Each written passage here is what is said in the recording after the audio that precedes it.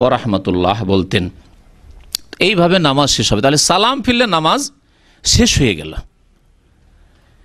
আমাদের দেশে সালাম ফিরলে নামাজ শেষ হয় না।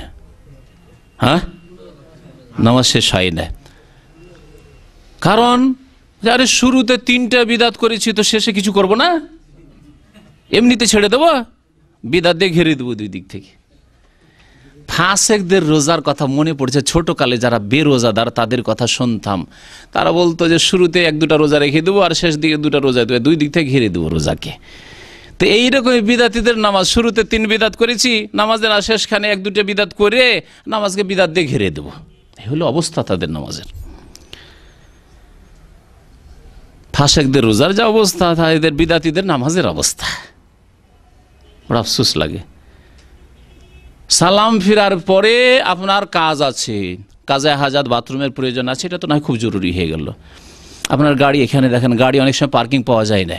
হ্যাঁ, আপনি কারো গাড়িকে আপনি ভিতরে রেখে চলে এসছেন, আপনি পার্কিং করে, পার্কিং ঠিকভাবে নেই, অথবা রোডের উপর রাখা আছে, একটু লেট করলে আপনার ফাইন লাগতে পারে, গারামা লাগতে পারে, অথবা আপনার তাড়াতাড়ি প্যাসেঞ্জার আছে, প্যাসেঞ্জার গিয়ে আপনার অপেক্ষা করবে, অথবা আপনার কফিল বলেছে না তাড়াতাড়ি দোকান খুলবে।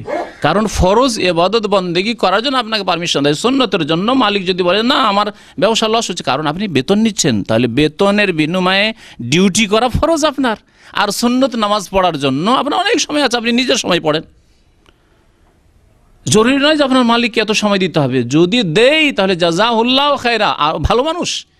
কিন্তু সবাই তো আর এত ভালো মানুষ নয় যে সুন্নত পড়ার জন্য আর অতিরিক্ত কাজ করার জন্য আপনাকে সময় দিবে, তাড়াতাড়ি দোকানটা খুলবে। এরকম বহু কাজ থাকতে পারে। আমাদের ছেলে মেয়েকে অনেকে সময় মাদ্রাসা থেকে নিতে হয়, এরকম কাজ থাকতে পারে। একটুর জন্য ছেলে মেয়েদের অসুবিধা হয়ে যেতে পারে, একা পড়ে যেতে পারে মাদ্রাসার গেটে, স্কুলের গেটে, এইরকম বিভিন্ন সময় রয়েছে। সুতরাং এইভাবে বাধ্য করা মানুষকে যে না সালামের পরে বসে থাকতে হবে, আর বসে 1 মিনিট সময় দেওয়া হয় না, সাথে সাথে সালাম ফেরার সাথেই, এ আরেকটি ভুল বিদাত। এক তো বিদাত যে সম্মিলিত মুনাজাতের এক বিদাত রয়েছে, দ্বিতীয় বিদাত সালাম ফেরার সাথেই একবারে আমি রব্বানা যালামনা আনফুসানা ওয়া ইল্লাম তাগফির লানা ওয়া তারহামনা লানাকুনান্না মিনাল খাসিরিন, সাথে সাথে। আচ্ছা, যদি এটা না করে তো আরেকটা দৃশ্য দেখেছি, বিদাতের দৃশ্য।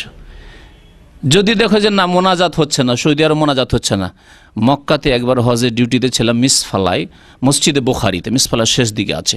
তো ওখানে ওই তুরস্কের লোকেরা গোটা মসজিদে নামাজ পড়ে, ওখানে তাদের হজের বিল্ডিং ছিল। যেমনই সালাম ফিরা হয়, জানে যে এরা তো আর মোনাজাত সম্মিলিত করবে না, যেমনই সালাম ফিরা হয় এমনভাবে উঠে মনে হচ্ছে যে আর্মিদের প্যারেড চলছে, ট্রেনিং চলছে, তাই করে দাঁড়িয়ে উঠে এইভাবে একবারে। দেখতে কেমন আজব লাগে, যেমন ওই দেখেছেন তো মনে হয় ট্রেনিং করতে, হ্যাঁ ফৌজদের ট্রেনিং করতে দেখেছেন, ওই রকম ট্রেনিংয়ের মতো একেবারে লাফ দিয়ে সব একসাথে যে উঠছে না, এইরকম আশ্চর্য কথা। এটিও সুন্নতের খেলাফ। যেমন সুন্নতের খেলাফ সম্মিলিত মোনাজাত, তেমনই সুন্নতের খেলাফ সাথে সাথে লাফ দিয়ে উঠে সুন্নত শুরু করা। বরং এখানে জিকির আজকার রয়েছে। নবী করিম সাল্লাল্লাহু আলাইহি ওয়াসাল্লাম সালাম ফিরার পরে বলতেন আস্তাগফিরুল্লাহ আস্তাগফিরুল্লাহ আস্তাগফিরুল্লাহ। যদিও একটি হাদিস মুসলিম শরীফে আল্লাহু আকবার দিয়ে রয়েছে, কিন্তু এই মাসলাটিতে বড় ইখতিলাফ রয়েছে। এই জন্য আরব ওলামারা এই আল্লাহু আকবরের উপর আমল করে না। ভারত, বাংলাদেশ, পাকিস্তানের আহলে হাদিস আলেমরা তারা এই আল্লাহু আকবার দিয়ে শুরু করে, তারপরে আস্তাগফিরুল্লাহ আস্তাগফিরুল্লাহ আস্তাগফিরুল্লাহ বলে। এখানকার ওলামারা বলছেন যে না, সেই হাদিসে আল্লাহু আকবার, যদিও মুসলিম শরীফ হাদিস রয়েছে, আল্লাহু আকবার মানে জিকির, তাকবীর মানে জিকির, তাকবীর মানে আল্লাহু আকবার বলা নয়। এই জন্য তারা আস্তাগফিরুল্লাহ আস্তাগফিরুল্লাহ আস্তাগফিরুল্লাহ, তারপরে আল্লাহুম্মা আনতাস সালাম ওয়া মিনকাস সালাম তাবারাকতা ইয়া যাল জালালি ওয়াল ইকরাম, আল্লাহুম্মা লা মানিআ লিমা আতাইতা ওয়া লা মুতিয়া লিমা মানাতা ওয়া লা ইয়ানফাউ যাল জাদ্দি মিনকাল জাদ্দু, আল্লাহুম্মা আইন্নি আলা যিকরিকা ওয়া শুকরিকা ওয়া হুসনি ইবাদাতিকা।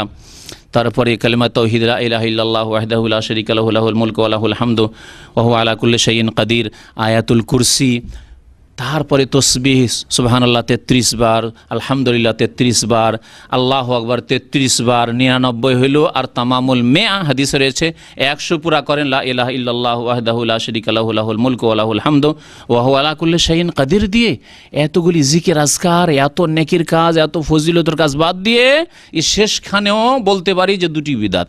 এক হচ্ছে সম্মিলিত মোনাজাত, আর যদি ওই বিদাতের সুযোগ না পায় তাহলে সাথে সাথে উঠে গিয়ে সুন্নত শুরু করা।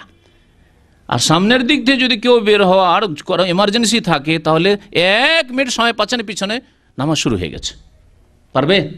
যেইভাবে নামাজ শুরু হয়ে যায়, কারো যদি প্রয়োজন থাকে তো বেরোতে পারবে, মুশকিল হয়ে যাবে, নামাজের সামনে দিয়ে যেতে হবে, হারাম কাজ তাকে করতে হবে। তো মোটামুটি